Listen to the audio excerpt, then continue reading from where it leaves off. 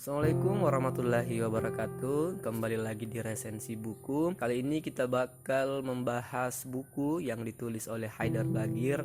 Judulnya Dari Allah Menuju Allah. Buku ini mengambil subjudul Belajar Tasawuf dari Rumi. Haidar Bagir adalah seorang pemikir muslim yang sangat masyhur abad ini. Bukunya yang beraliran tasawuf menunjukkan ke dalam ilmunya. Seseorang pernah bertanya kepada beliau, "Apakah Anda penganut Syiah?" Beliau menjawab, "Saya bukan Sunni maupun Syiah. Bagi saya, keduanya hanyalah produk manusia pasca wafatnya Rasul Shallallahu Alaihi Wasallam. Islam itu hanya satu," kata Haidar Bagir. "Mari kita berislam sebagaimana cara Rasul Shallallahu Alaihi Wasallam." Dengan kedalaman penalarannya, Haidar Bagir mencoba menyelami lautan esensi puisi-puisi Rumi dan memetik pelajaran darinya, terutama tentang bagaimana cara pandang Rumi terhadap bagaimana menjadi seorang salik atau pesuluk. Saya akan membagi pembahasan buku ini ke dalam 3 pembahasan saja. Oke, langsung saja kita masuk ke dalam pembahasan yang pertama, Rumi dan kegagalan filsafat.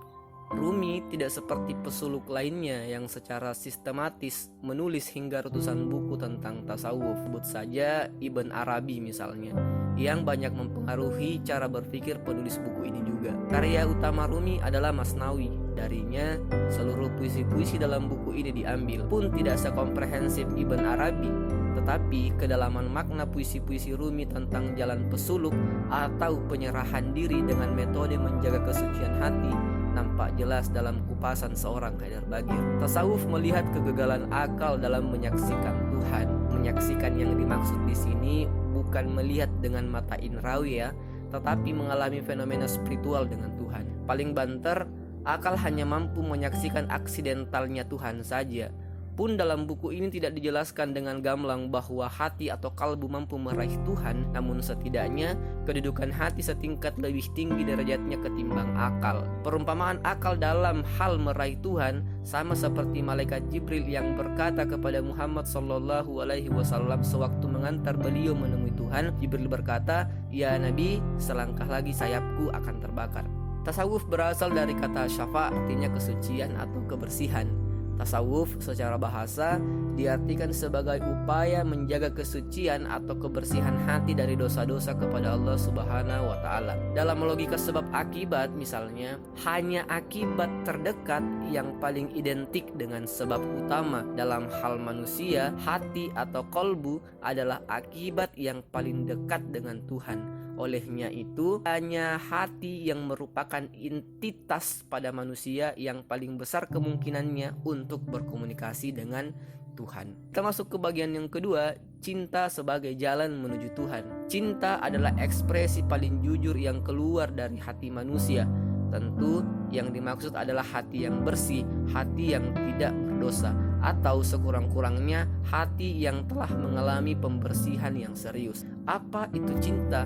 Dalam puisi yang indah Rumi mengatakan, "Beginilah keinginanku untuk sirna dalam cintaku kepadamu, bak awan larut dalam mentari." Melalui puisi ini Rumi ingin mengartikan bahwa cinta adalah keinginan yang meluap-luap dari seseorang untuk lenyap ke dalam kekasihnya atau melenyapkan diri kepada Tuhan, sebagaimana awan yang larut dalam matahari. Makna awan larut dalam matahari bukan berarti bahwa awan hilang atau menjadi tiada, tetapi ia melebur ke dalam kedahsyatan cahaya matahari. Kata melebur di atas juga bukan bermakna bahwa manusia menjadi Tuhan, tetapi artinya bahwa manusia manakala telah melebur kepada Tuhan, egonya atau keinginannya telah tiada, bahwa yang ada hanyalah keinginan Tuhan. Telah menjadi sesuatu yang niscaya bahwa semua makhluk akan kembali pulang kepada asalnya, yakni Allah Subhanahu wa Ta'ala. Innalillahi wa inna ilaihi rajiun. Tujuan paling tinggi penempuh jalan tasawuf adalah bertemu dengan kekasihnya. Olehnya itu,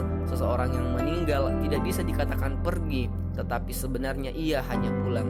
Sekurang-kurangnya itu yang dikatakan Chandra Malik dalam Ma'rifat Cintanya. Para pesuluk mendambakan perjumpaan dengan Tuhan dalam keadaan dirinya suci seperti awal penciptaannya. Olehnya itu, bahkan sebelum mati, ia telah lama mempersiapkan diri menuju kematian itu. Jalan tasawuf artinya mempersiapkan diri sebelum mati, sebagaimana sabda Rasulullah Shallallahu Alaihi Wasallam, "Matilah sebelum mati." Namun Betapapun upaya penyucian hati telah dilakukan oleh para pesuluk, tetap saja keputusan berada di tangan Allah Subhanahu wa taala. Apakah ia akan ditempatkan di surga atau di neraka? Sungguh Allah Subhanahu wa taala Maha Adil atas keputusannya. Atas kesadaran itu, pesuluk penyembah Tuhan bukan karena takut kepada neraka ataupun menginginkan surga, tetapi karena alasan cinta yang kemudian mendorong luapan rindu bertemu dengan kekasih. Berikut Haidar Bagir menawarkan tasawuf sehari-hari, sebuah laku tasawuf yang bisa kita praktekkan sehari-hari. Secara garis besar,